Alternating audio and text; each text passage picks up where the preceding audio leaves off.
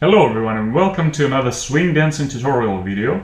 Just very quickly wanted to apologize about a little of inactivity on the channel because of all these missile strikes and blackouts that we have here. Not always can record the video or make a montage, but I hope to adjust my schedule a bit and so it's gonna be easier to make these videos. And also happy holidays to everybody. So, welcome to another tutorial video. My name is Sergey and today's topic is rather interesting because some people uses this technique in the swing dancing on a regular basis and some people doesn't even know what is this. So what's the double bounce? Is it like bounce but like double?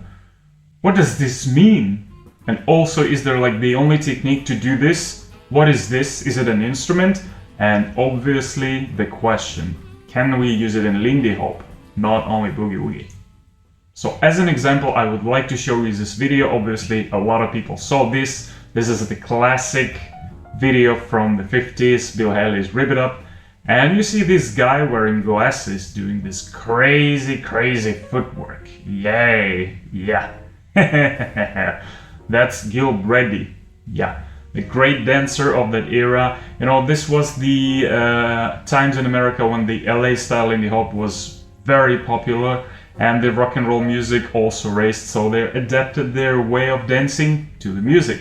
And probably this is one of the oldest, clear example of using the double bounce in the swing dancing. But what is behind this? So I would like to describe it not like the difference in the footwork, but mostly the feeling in the body. When the energy of your bounce intensifies, and this is really raising the energy of your dancing in general, influence the footwork and the speed of the figures, actually multiple things. But today I would like to start with the technique. So how can you start doing double bounce from scratch? So the first thing is again using the supporting leg, which I described a lot in this video about difference between Lindy Hop and Boogie Woogie. If you haven't seen it, check it out because it's really interesting and useful. So don't forget that the supporting leg lifts you before the beat when you go down to the touch step or the triple step. So basically going up, down, up, down, up, down, up, down. Then when your ankles got used to this, you transfer this into a triple step and basically you lift before the triple step, like a triple step, a triple step, a triple step.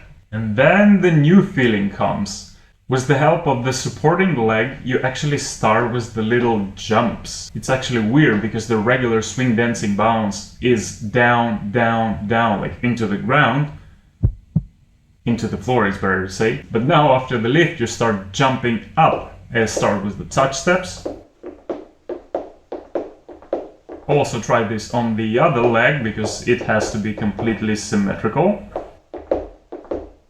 And then slowly try to get to the feeling when before doing the simple triple step, you're going to use the same feeling with the little jump. So a triple step or hop triple step, hop triple step, hop triple step. So from both sides.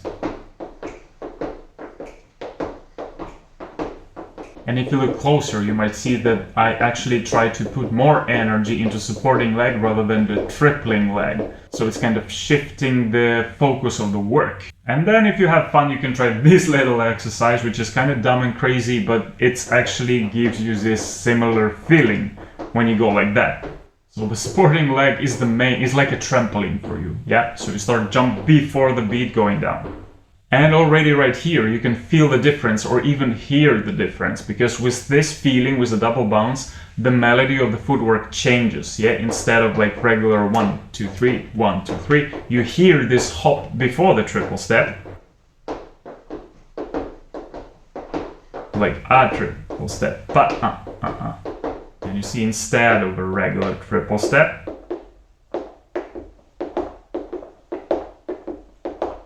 there you go. So this is one of the approach how you can catch and work over this new feeling in your feet, because as you can see in this exercise, the double bounce comes from your footwork. It's basically kind of intensifying footwork, and I really recommend to start working on the triple step a bit more, like a separate exercise, yeah? Because it's really important if you try to build up without overdoing it, so your feet and your ankles can get used to it. Otherwise, they might be stiff very quickly and it's gonna be like tuck, step, So you see, when you start to do the triples, two peculiar things. The first, you have to warm up your feet and your legs before trying to do this. And then the faster you go, you have to sit down a bit lower. Again, this probably will have more like a tiring feeling in your hips and your knees. But the more you practice and faster you practice, it's gonna be smoother. Yeah, because it's really important to do it smoother. Then when you go faster,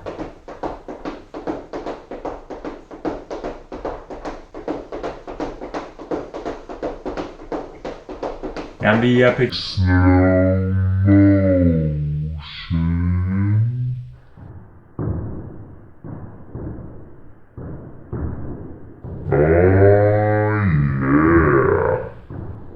Oh yeah.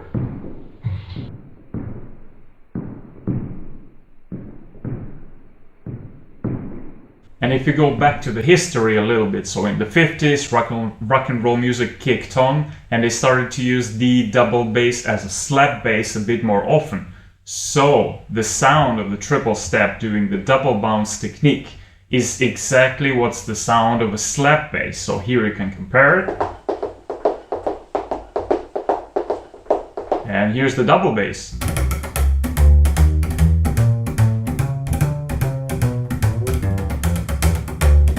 So you see, this is kind of obvious thing. With the footwork in the dance, you try to recreate the sound and the feeling of a slap bass in the rhythm section of the songs. Another cool way to approach it is work a little bit over the kickball change. So starting with very simple attitude, like you do really without bounce, the kickball change sequence multiple times. Definitely can hear the beat there. And after that, you do a little exercise called double kicks, or I call it and kick and kick and kick and kick and.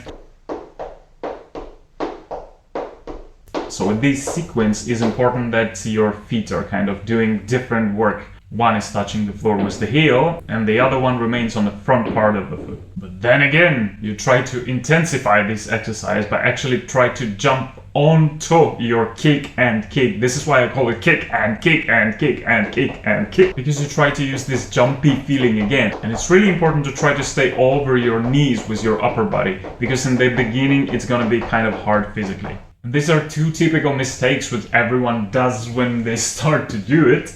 The first one is actually like throwing your legs in front of yourself, yeah?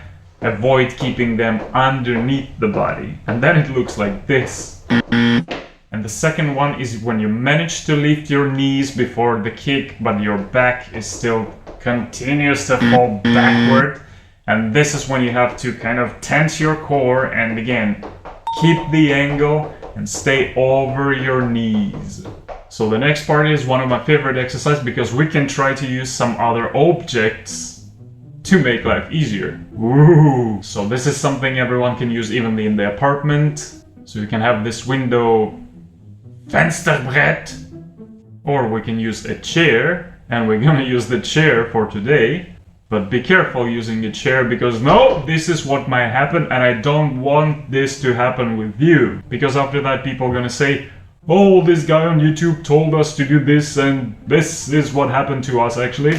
So please be careful, safety first. So with the support of the back of your chair, you can start these double kicks or and kick and kick. Why is that a thing? How this is gonna help us? Because the half of the weight of our upper body we're gonna put on the chair. So it's gonna be easier for our legs and knees to jump on top and one and one and one. So we're gonna start doing this. We're gonna succeed. And after that, slowly but surely, we're gonna reduce the help of the chair. You know, like lift one hand, for example, and then you're gonna feel that you're not supporting yourself with the chair. And you actually can do double kicks much more effectively.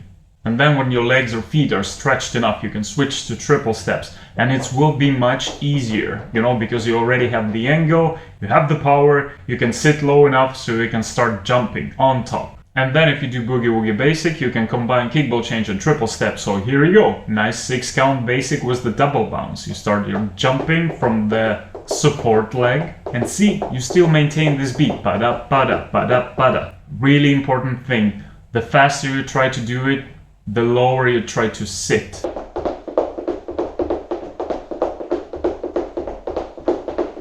And look at this in the slow motion. Oh, that is so cool. You see, the support leg is like a trampoline there. Every beat. Oh, that's so good. There you can see it. Like a kick, a ball change, a triple step, a triple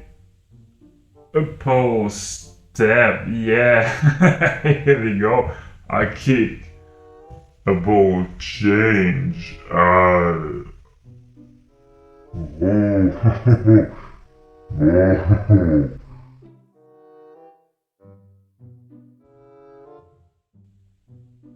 Really cool thing, these slow motion videos, huh? So the next page, where else can we use this? I mean, this is something that not many people try to think about it, but actually in Lindy Hop, even on groovy steps and kicks, we're using double bounce as well. Because the double bounce is not only a jumpy exercise that gives you this rhythmical beat like ba-da, ba-da, ba-da, ba-da, but it's also the feeling, you know, remember, in the core and in the support leg, which intensifies your regular bounce. So if we're gonna talk about the Lindy Hop middle fast tempo when we're using groovy steps and kicks, especially to those ones that are close to kick steps or like Charleston kicks, I'm gonna focus on the example of these hand-to-hand kicks, yeah, that everyone familiar with. When you're dancing fast, this is really a cool thing to do. So again, if you see this from another angle from behind, you're gonna see the support leg which stays on the floor. And then the intensification of the bounce will be through this supporting leg. And your core, obviously. Because if you're gonna look closer, it's really cool if you can use these double bounce feeling in the support leg. Again, when you go lower a little bit with the upper body, so the energy, the overall feeling from these hand-to-hand kicks just kicks in.